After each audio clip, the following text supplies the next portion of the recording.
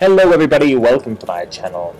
This is MaximumDonut, and you're watching some more Dark Souls PvP in Road to Humanity. I'm currently sitting at 53 humanity and still chugging along nicely.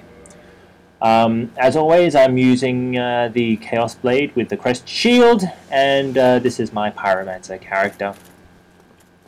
Alright, and here we have yet another match against Pone Ranger 23, who is using the using two Painting Guardian swords as well as the Black Bow of Faris and a whole bunch of other things like I'm not going to bother identifying because as as I have noticed, and I'm sure you the watchers of my channel have noticed, I am very bad at it. Yeah, I don't know if you guys noticed there, but when Pone Ranger flipped, he sort of sent one of the bodies sort of flying into the air, and I actually really like doing that. Oh, I got the parry, but I didn't get the riposte. Bad, bad, bad. I do that sometimes. I'm sure you guys do it sometimes as well. I mean, I've gotten into the really bad habit of if I throw out a parry, which I think I'm going to get, if I feel like if I feel like I didn't get it, then I just I flip away. And what I should do instead of that is actually shield.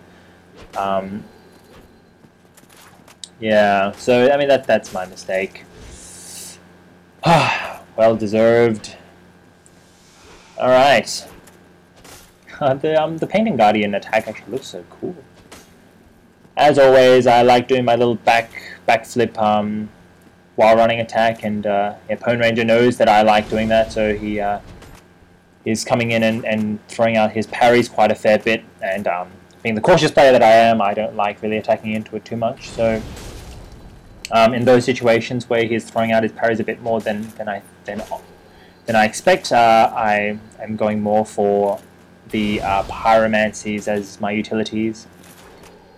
And there, yeah, he's sort of stepping towards me like he wants to parry me. So yeah, I just simply backstepped and did my R1 attack.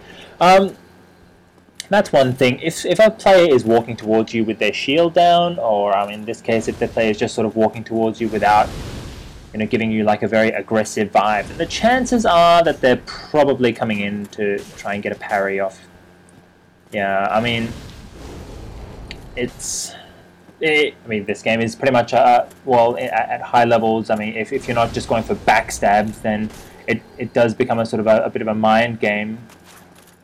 One thing that I didn't do that much in these videos, that in these matches in general, that I probably should do a lot more often, is kick. I don't actually kick very often at all. So people who are just standing in front of me, yeah, I mean, I'll just attack into them generally, or if I feel like they're, just going to be parrying over and over again, then sometimes I'll rotate around them and go for a dead angle. But yeah, I should definitely use kicks more often, particularly since if opponent is sort of flipping towards me or trying to get backstabs off on me, like backstab fishing, then kicks are actually very, very effective, unless of course they can just completely poise straight through your kick attempt and then come in and backstab you, which is, probably going to happen a fair bit as well. So sad. This is Mr. Blind, I believe. Yeah, I'm going to try and take note of the people who I play against, and I'll maybe try and message them or something and let them know that this series is going on. So this is a weapon set and armor set that I'm actually familiar with, so I can actually identify it. Hooray! This is the full paladin armor with the vitality mask, or the mask of the mother, and he's using a flamberge with the grass crest shield for stamina regeneration.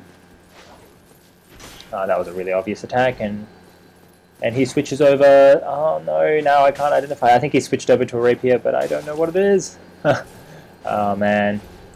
And there, that was just a complete and horrible mistake of, I think, mismanaging my stamina. And basically, I got poked like 4 or 5 times, and just stood there and took it pretty much because my stamina management was so horrible. But anyway, I was on just enough health that I could eat one of his attacks, had enough poise that I could still attack him while after eating a shot, but yeah.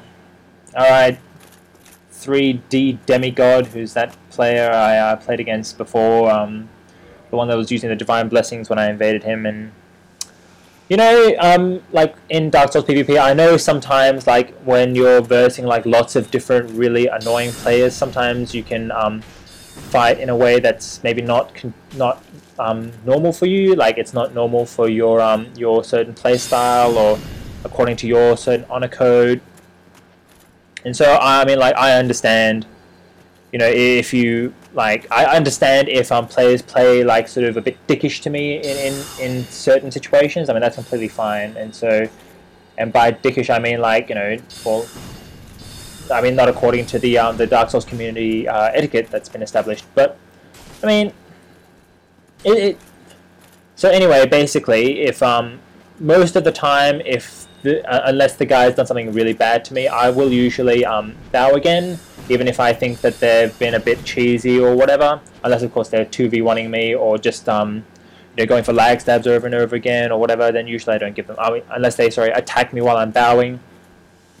Usually I give them the benefit of the doubt and I bow again. And so you know, this guy, I didn't particularly like the way that he was playing against me before, but yeah, I gave him the benefit of the doubt, and you know, I bowed to him, and I played against him in the way that, well, according to my honor code, and yeah, this match was a lot more honorable than the match before. But then, obviously, he just goes in for the backstab. I mean, goes in for the poise stab, and then like at the end there, obviously, I didn't mean to just stand there and take that crystal, take that soul spear to the face. I actually, that was just a inputting area. I wanted to flip away, but it just didn't register. So, yeah, I thought that match ended quite unsatisfactorily.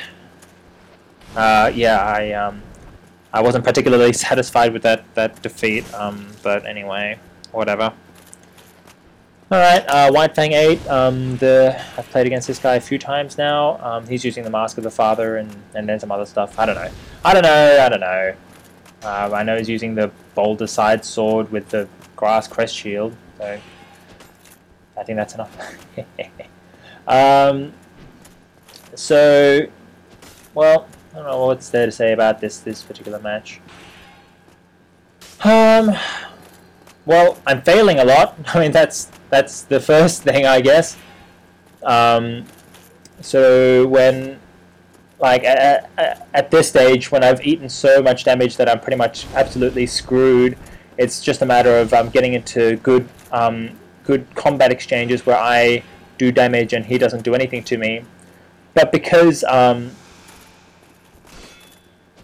at this stage, like, I'm so low, I can't do my usual like while running attack, because if I did my while running attack and he just decides to eat the damage and attack me as well, then I'm just going to wind up eating a bag of, I don't want to say bag of dicks, eating a bag of something bad, or losing, you know, whatever. So at this stage, you know, like, you know, I need to sort of be very smart with the way that I do my attacks. I know that his pyromancies, like any pyromancy he gets off on me was pretty much going to kill me, so I need to work on getting good exchanges, and there, yeah, he like continually attacked me after doing one thrusting attack, so, yeah. In retrospect, I definitely saw that coming. It's just, yeah, it didn't happen. I didn't counter it right. Well, Silent Thief 117. 117. Oh yes, I'm just writing down these names so that I can, you know, let these guys know if they, you know, are interested in coming out and visiting my channel or whatever. So he's using a katana with the charcoal pine resin. I can at least tell that much. And I believe it's the Lito. Is it an I or an L that it begins with? I don't even know. And he really loves that that R2 attack. And in fact, that's the only attack he's thrown out. And really, like, if I was a bit of a better player, like, I would capitalize on that, because that's one of the attacks that has such a slow startup that you can actually be visually parried. think. I'm not too sure. I'm pretty sure you can. And he starts throwing pyromancies, and yeah, so I really should have gone for a roll BS there, but no. And he gets stuck there, and I only just noticed, and so I back off to let him out. Yeah, I've never actually seen someone get stuck in that little like corner area before. There's me trying to get some untargeted attacks off and failing, and some more fail there too. I kind of wanted to summon like other people in, because at that stage I don't mean to like really disrespect this guy, but it was pretty clear that I was going to win that one, so I actually did try to summon another phantom. I'm sorry, Silent Thief. Yeah, I thought it was a pretty good fight, but I don't know, his weapon was maybe a little bit underpowered or something. I'm not too sure. Anyway, this is Silent Thief again. I mean, well, anyway, he was a really honorable player, and I think he just overused that R2 attack a bit too much, and his pyromancies were just a little bit ineffective. But anyway, this actually the way that he's sort of playing with pyromancies and with the charcoal pine resin. Oh, there you go. Finally managed to capitalize on that R2 attack, because I knew that he liked throwing them out from the previous match. What was I saying? Oh yes, with the charcoal pine resin on a katana, as well as using pyromancies. That was actually my theme for this character to begin with, but because he was dexterity, like a dexterity build, and had so much dexterity, the Chaos Blade actually wound up doing the most damage out of all of the katanas. And while it doesn't look nearly as cool as, you know, the charcoal pine resin katana, yeah, I thought that, you know, that the Chaos Blade does damage to yourself, all that, still stuck fairly well with the theme of the character I was trying to build. So, you know, whatever. Yeah, White Fang 6 again.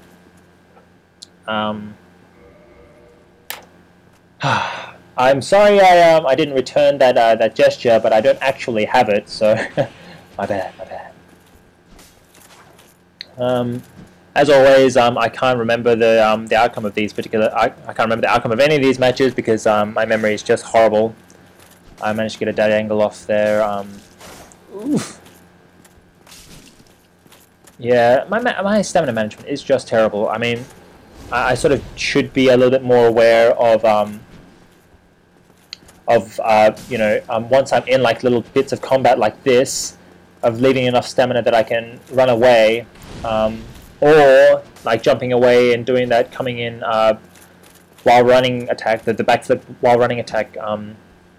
We both come in for parries. Yeah, I should try and be a bit more aware of it and actually leave some stamina. Like there, was pretty lucky that I had any stamina left to I don't know, jump away. Yeah, exchanging pyromancies like that is never really a good idea. But anyway,